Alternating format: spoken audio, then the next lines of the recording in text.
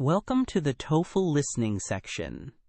In this section, you will listen to an academic lecture and then answer questions about what you heard.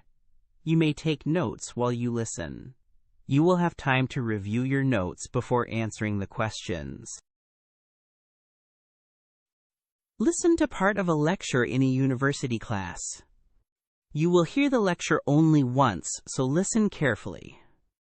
After the lecture, you will answer some questions about what you heard. Some questions ask about the main ideas and supporting details.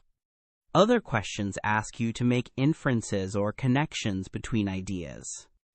Answer each question based on what is stated or implied in the lecture. Good morning, class. Today we will focus exclusively on glacier movement mechanics and how ice flow shapes landscapes. I want you to think of a glacier as a viscous, temperature-sensitive material that responds to stress over time. From small cirque glaciers to large ice streams, the same basic physical processes control motion. There are two primary modes of glacier motion. First is internal deformation. Under shear stress, ice deforms by creep within the crystal lattice and along grain boundaries. This process is described by Glen's flow law, which relates strain rate to applied shear stress raised to a power often near 3. Internal deformation dominates where the bed is frozen or where basal sliding is limited. Second is basal sliding. This occurs when the ice at the base moves relative to the bed. Basal sliding requires either a lubricating layer of water or soft sediments that can deform. Subglacial hydrology plays a central role here. When meltwater reaches the bed, it alters effective pressure, which in turn changes friction at the interface. Basal sliding increases when subglacial water pressure rises because effective pressure at the bed decreases and the ice is more easily decoupled from the bed. You should picture meltwater building transient high-pressure pockets that lift the ice slightly and allow it to slide faster. Temperature is a key control. Temperate glaciers, which remain at or near the pressure melting point through much of their thickness, have abundant basal water and therefore tend to exhibit more sliding. Polar glaciers, by contrast, are cold-based, and motion is controlled mainly by internal deformation. An instructive case is the Jakobshavn Glacier in Greenland. Its fast flow is driven by high basal motion combined with strong longitudinal extension near the terminus. Episodes of increased surface melt and subglacial water input have been linked to seasonal and decadal speedups there. We should also discuss regelation. Where ice flows over an obstacle, pressure increases on the upstream side, causing local melting. Meltwater refreezes on the downstream side where pressure is lower. This mechanism allows ice to move past bumps in the bed even when the bed is hard rock. Sediment entrainment and bed deformation are important landscape-forming processes tied to motion. Drumlins, flutes, and streamlined bed forms reflect persistent basal shear and sediment flow. Moraines record patterns of deposition as flow decelerates or stalls. Crevasse patterns and flow lines visible on satellite images provide clues to stress regimes.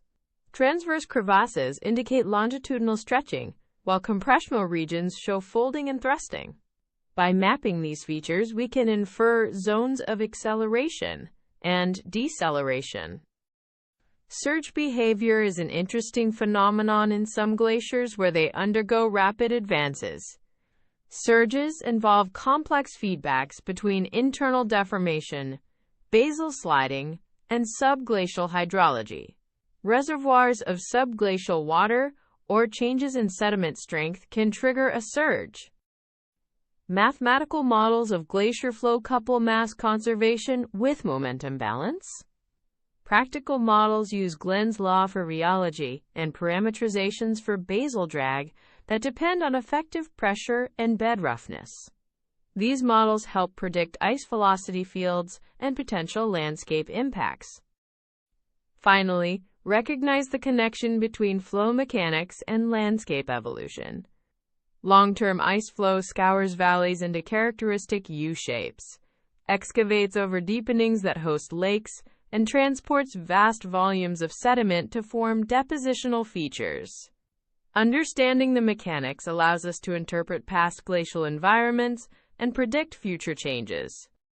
That concludes the core material. In the next session, we will examine quantitative methods for measuring velocity and basal conditions. For now, focus on the roles of internal deformation, basal sliding, subglacial hydrology, and how those processes create both movement and geomorphic features.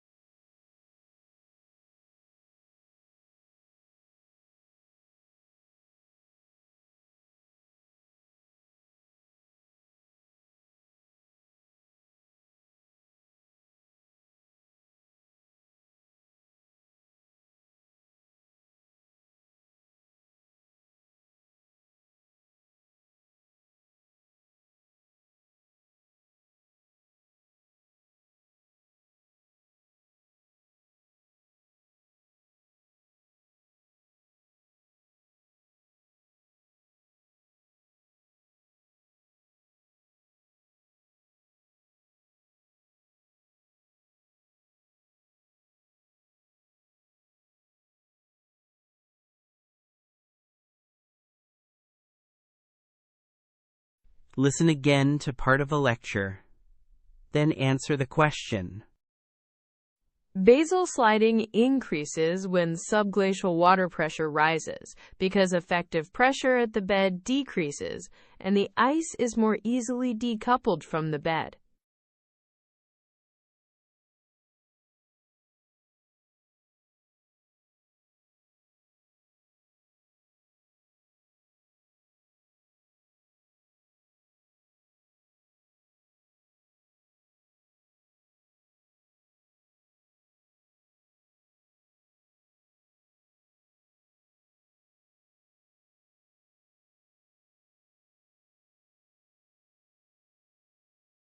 This concludes the listening section. For more TOEFL practice tests and study materials, visit Spinta.org.